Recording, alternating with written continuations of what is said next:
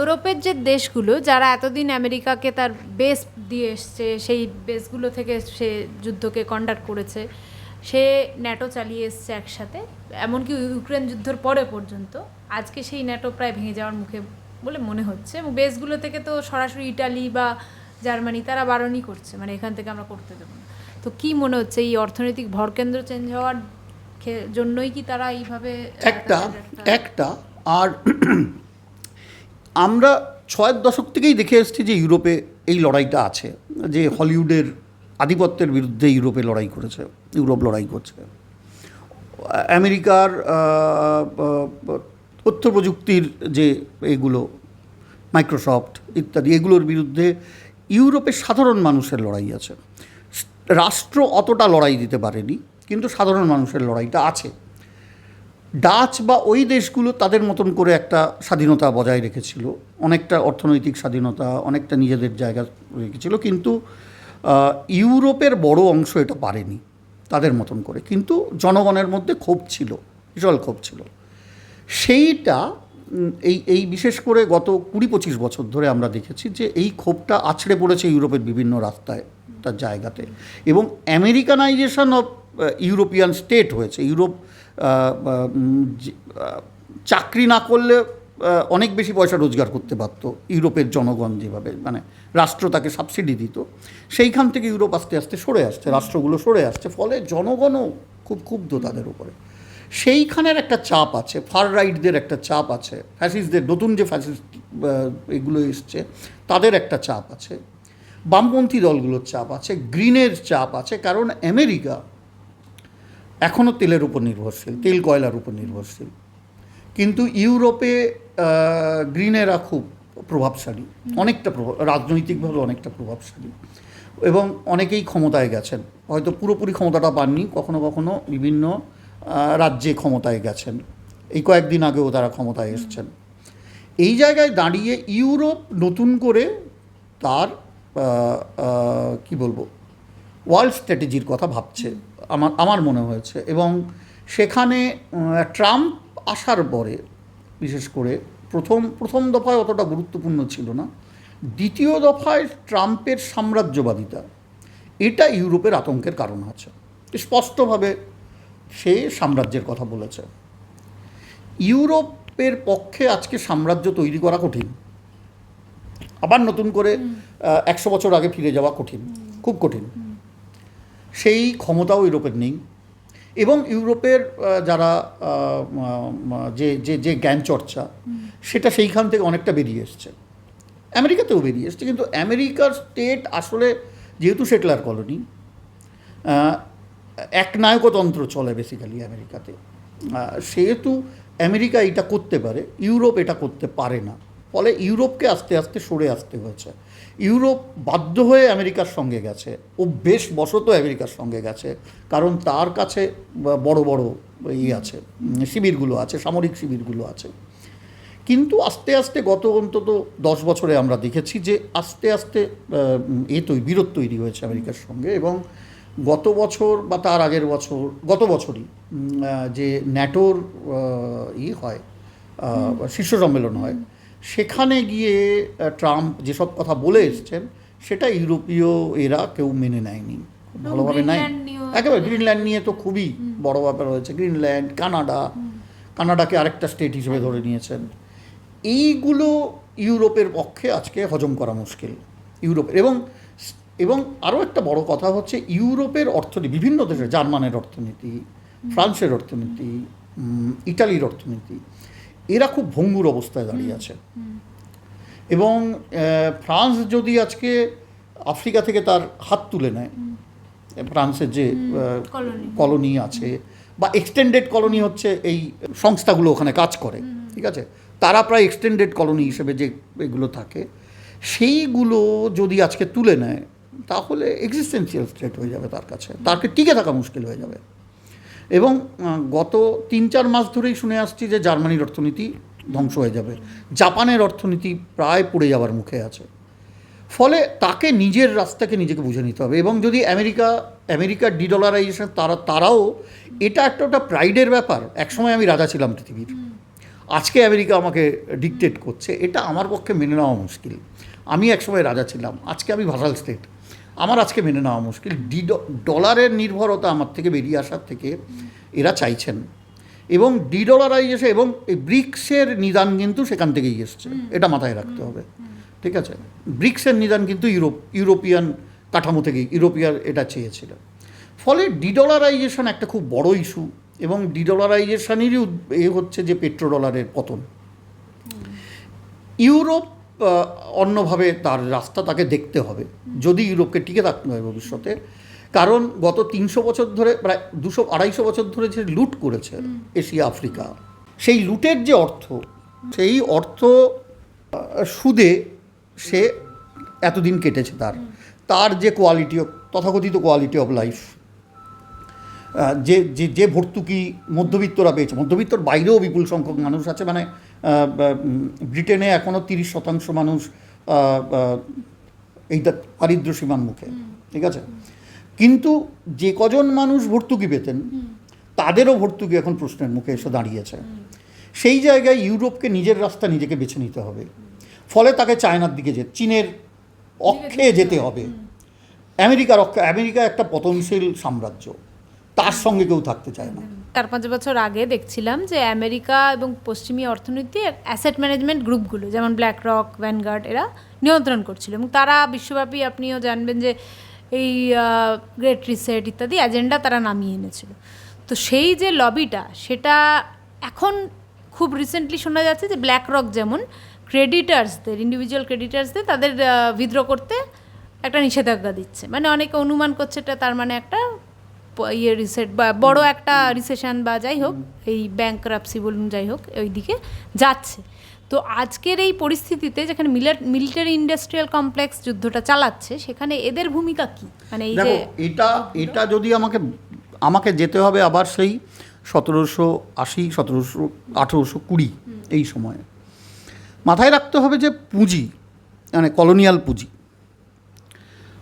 সে চেষ্টা করে শ্রমকে বাদ দিতে। ঠিক আছে, শ্রমিককে সে পছন্দ করে না, ঘাম সে একদম পছন্দ করে না। ফলে যেটা করেছে যে 1780 সালে যে প্রথম কারখানা তৈরি হয়, যে মিল, সুতোর মিল তৈরি হলো, তাতে যে মানুষ লাগতো 1820 সালে সেখানে প্রায় 50%, প্রত্যেকটা মিলে 50% কম লাগছে, মানুষ লাগছে, শ্রমিক লাগছে। কারখানা বাড়ছে, শ্রমিকের চাহিদা বাড়ছে, কিন্তু যন্ত্রপিছু শ্রমিক কমছে। পুঁজির একটা বড় জায়গা হচ্ছে শ্রমকে প্রতিস্থাপন করা, যন্ত্র দিয়ে শ্রমকে প্রতিস্থাপন করা, সেখান থেকে প্রফিট জেনারেট করা। মার্কস এটা অনেক বড়োভাবে বলে গেছেন, আমার নতুন করে কিছু বলার নেই। এইটারই এক্সটেনশন আমরা দেখছি এআই থেকে, আর্টিফিশিয়াল ইন্টেলিজেন্সে। এবং আমরা 2000 থেকে যে ইন্টারনেট বাবল, মানে এই বাবলটা তৈরি হয়েছিল 2008-এ, যেটা ফাটলো, .com বাবল তৈরি হয়েছিল, এই গত 7-8 বছর ধরে এআই বাবল তৈরি হচ্ছে। এবং বিপুল ব্ল্যাক রক একটা বললে, এরকম আরও অনেক অ্যাসেট ম্যানেজমেন্ট কোম্পানি আছে, তারা প্রচুর টাকা ঢেলেছে এবং হিউজ $1 ট্রিলিয়ন এখানে এসেছে। এবং আমেরিকার শেয়ার মার্কেটের একটা বড় অংশ, 20-22% ইনভেস্টমেন্ট এদের। সেই জায়গায় দাঁড়িয়ে এই যুদ্ধটাও খুব গুরুত্বপূর্ণ আমাদের কাছে, যে এআই দিয়ে যে লড়াই আমেরিকা লড়ছে, ইসরায়েল লড়ছে, এবং এরাও লড়ছে, এমন নয় যে ইরান লড়ছে না, কিন্তু ইরানের এআই নির্ভরতাও আছে, কিন্তু এআই এর বাইরেও লড়াইটা আছে। এটাও গুরুত্বপূর্ণ যে শুধু এআই দিয়ে তারা লড়ে না। ঠিক আছে, একবার এআই এর ক্ষেত্রে যেমন তার যে র মেটেরিয়ালস, মানে রেয়ার আর্থ, সেটা এখনো সব থেকে বেশি রিজার্ভ রয়েছে। একেবারেই। এবং আরও বড় কথা হচ্ছে যে এআইতে যেটা তারা, মানে আসলে শ্রমকে ঘেন্না করা গল্প, আসলে এআই দুটো জিনিস করে, একটা শ্রমকে বাতিল করা আর নজরদারি তৈরি করা।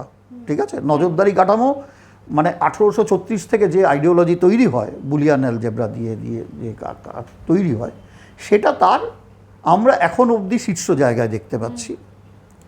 কিন্তু আমার মনে হয় না যে চীন যদিও এআইয়ের দিকে গেছে, কিন্তু এআইটাকে উন্মুক্ত করে দিয়েছে, আমেরিকার মতন ওটাকে করেনি। এবং চীনের যে এআইয়ের যে যে আমি খুব কম ব্যবহার করি, কিন্তু কয়েকটা জায়গায় আমি গিয়ে দেখলাম যে চীনের এটার কোয়ালিটেটিভলি অন্যরকম একটা জায়গা তৈরি করেছে। এই জায়গায় দাঁড়িয়ে আমার মনে হয় না আগামী দিনে এআই যদি আরও 1 বছর লাগবে এটা বুঝতে মনে হয়, যে ব্ল্যাক রক প্রায় ধ্বংসের মুখে তার মতন করে এত বড় ইনভেস্ট করেছে, তার কোনো রিটার্ন নেই। একটা মাথায় রাখতে হবে যে আসলে গত 10-12 বছরে চালকহীন গাড়ি, ইভি, শুধু চালকহীন গাড়ি, তোমার গাড়িতে কোনো চালক থাকবে না, গাড়ি নিজে চলবে, এই যে শ্রম প্রতিস্থাপনের গল্প, এটা অতটা এটা ব্যর্থ হয়েছে অনেকটাই। এবং আমরা দেখেছি বিভিন্ন এতে মানে বড় বড় যে খেলা হয় সেগুলোতে যে এইগুলো গাড়ি ফাড়ি এসছে, কিন্তু সেগুলো ঠিক আছে কাজে না, ফলে প্রচুর ইনভেস্টমেন্ট ব্যাড ইনভেস্টমেন্টে পরিণত হয়েছে। সেইটা আগামী দিনে কি হবে জানি না, কিন্তু এটার অবস্থা যে আজকেও খুব ভালো না এটা আমার মনে হচ্ছে আর কি। এবং এই যুদ্ধ ওই পশ্চিমী যে ক্ষমতা কেন্দ্রগুলো, এই অ্যাসেট ম্যানেজমেন্ট কোম্পানি অবশ্যই বড় ক্ষমতা কেন্দ্র, সেই ক্ষমতা কেন্দ্রগুলোকে আরও অনেক বেশি শক্তিহীন করবে বলে আমার মনে হচ্ছে। আর আলোচনা তো শেষের দিকে, এবার একটাই প্রশ্ন, ভারত রাষ্ট্রের কি ভূমিকা গোটা বিষয়টা নিয়ে? এই রিসেন্ট বলা খুব মুশকিল আসলে। একটা জিনিস বলা দরকার, সংঘের লোকজন তারা বিশ্ব কাঠামো খুব বোঝেন বলে আমার মনে হয়নি। ফলে 26শে ফেব্রুয়ারি নরেন্দ্র মোদীর ইসরায়েলে যাওয়া, সেটা আর অতীতে কি হয়েছে জানি না, সেটা অনেক বেশি ডিজাস্টার হয়েছে ভারতের পক্ষে। ভারতের মানে স্টেটের পক্ষে কী হয়েছে, এটা সাধারণ মানুষের জীবন অতিষ্ঠ হয়ে গেছে।